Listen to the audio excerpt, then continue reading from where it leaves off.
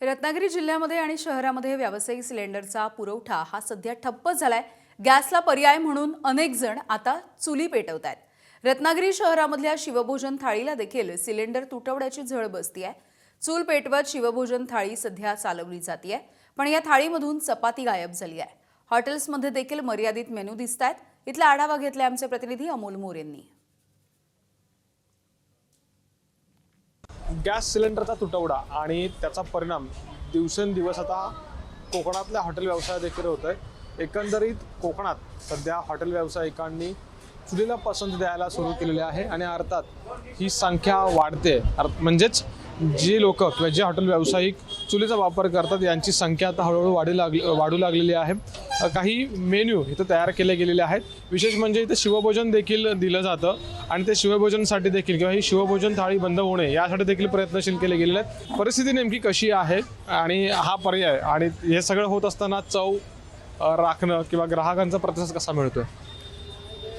गेले 5-6 दिवस सिलेंडरचा पुरवठा होत नाही आहे आणि जो काही आमच्याकडे साठा होता तो जवळपास संपत चाललेला आहे आणि अशा परिस्थितीमध्ये आमच्याकडे रत्नागिरी आपण बस स्टँडच्या इथे हॉटेल आहे आणि आपण शिवभोजन केंद्रसुद्धा चालवतो। जवळजवळ दिवसाचे 150 लोक आपण शिवभोजन लोक घेत असतात आणि अशा जे नेहमी गरीब आणि गरजू लोक आहेत त्यांना त्यांचा जी जेवणाची समस्या आहे ती कुठे खंडित पडू नये म्हणून आम्ही लास्ट पर्याय म्हणून हे चुलीवरचं जेवण आता आम्ही आजपासून सुरू केलेलं आहे।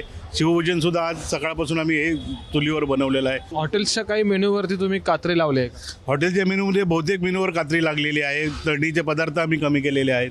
जे एका वेळेला तयार जास्त होणारा मेनू तो आम्ही जास्त बनवण्यावर भर देत आहे। वरण भात भाजी वगैरे असं करून आपण एक मेनू असं आपण आज चालू केलेला आहे।